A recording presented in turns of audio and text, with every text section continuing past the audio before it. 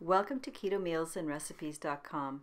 Today I'm going to show you how to make these amazing fluffy keto buttermilk pancakes and pancake cupcakes. The cupcake version is especially useful for your busy on-the-go breakfast. These two versions, as with all of my recipes, are keto, sugar-free, and gluten-free. The macronutrient ratio shown is for the basic buttermilk pancake recipe and does not include your chosen added toppings. The total macronutrient ratio is 3.1 to 1, with 4.7 grams of total carbs, 3.5 grams of dietary fiber, and only 1.2 grams of net carbs per serving. Now let's begin. The first step is to make the buttercream. That is, if you can't find buttercream in your local store. To make buttercream, take a cup of heavy whipping cream, to which you add 1 tablespoon of apple cider vinegar or lemon juice. Stir well for about 60 seconds and then set aside as you make the batter. Next, we're going to separate 6 eggs, the whites into one bowl and the yolks go into a second bowl. Place a sieve over the bowl with the egg yolks and into it pour the almond flour, whey protein isolate. You can use either the unflavored or French vanilla, whichever you prefer. Or if you don't want to use whey protein isolate, you can substitute that with coconut flour. Oat fiber, baking powder, salt, sweetener. Pass the dry ingredients through a sieve and stir well to combine. Add the melted butter. Stir to combine all the ingredients. After stirring well, then add the prepared buttermilk and stir again until the batter mixture is smooth and lump-free. Then set the batter aside while you prepare the egg whites. To your bowl with the egg whites, add the lemon juice and whisk until stiff peak stage. Then take 1 or 2 cups of this whisked egg white and add it to the egg yolk mixture and combine well.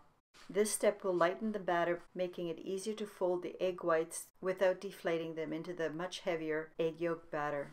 Then combine the egg batter and egg whites, folding gently.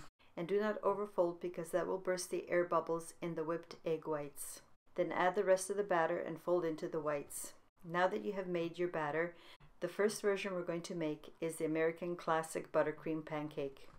Place your non-stick frying pan or crepe pan on the stovetop set on medium heat. Lightly grease with butter.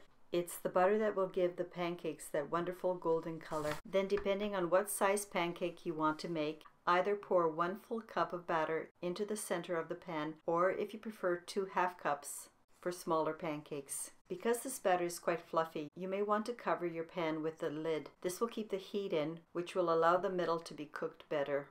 After a couple minutes, check the pancake. As with gluten pancakes, you want the edges to look done and for bubbles to be forming on the surface. Then, using a wide spatula, slide the entire pancake onto the spatula. And not to have my batter splatter as I flip it, what I find works best for me is if I lift the pan over the spatula and then just gently flip so the undercooked side is on the pan surface. Then place the pan back on the stovetop and cook until the bottom is also done. Remove your pancake from the heat and repeat for as many pancakes as you want to make. If you only want to make a few pancakes, you can use the rest of the batter to make cupcakes. I like making these pancake cupcakes as my breakfast to go recipe because I can make a dozen quite easily and they're a wonderful prep ahead or take with you on those super busy mornings. Or when you're just not hungry first thing in the morning and you want to eat a little later on.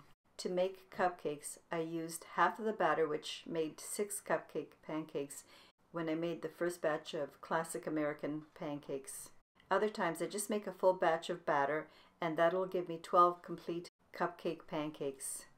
To make the cupcakes, preheat your oven to 175 degrees Celsius or 350 degrees Fahrenheit. Sometimes I also use my silicone cupcake form. If you're using the complete form, remember to place the cookie sheet underneath before you add the batter. Now, pour enough of the batter into each cupcake cavity so that it just reaches the rim area if you're planning to add a topping, or a bit over the rim if you're making them plain. Because I like variety, I top 3 cupcakes with raspberries, 3 with blueberries, 3 with thin wedges of strawberries, and 3 with chunks of 90% Lindt chocolate.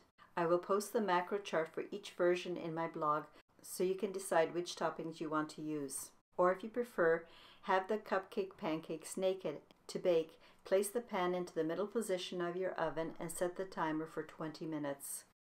After the first 20 minutes of baking, check your cupcakes by inserting a toothpick into the center of one of the cupcakes. If the toothpick does not come out clean, set the timer for 5 more minutes. When the cupcakes are done, take them out of the oven and place them on the countertop or cooling rack to cool a bit. You can enjoy these pancake cupcakes right away and just use a little bit of maple flavored butter syrup. To make the syrup, you simply melt the unsalted butter. While the butter is still warm, add the maple extract and sweetener. Stir well and pour over your pancakes. Or place the cupcake pancakes on a platter and refrigerate overnight. I prefer to leave mine in the refrigerator overnight because it brings out the subtle flavor in these cupcakes, and for some reason they just taste better if left overnight. I hope these tasty buttermilk pancakes and the cupcake pancakes will make your morning easier and less stressful. Enjoy! Thank you for watching. Please comment, share this recipe with your friends, subscribe, and please press the notification bell so that you will know when the next recipe is posted. See you next time. For your convenience, I have added the link for the silicone muffin inserts and cupcake forms which I use, as well as the link to the printable recipe, all of which are in the description below.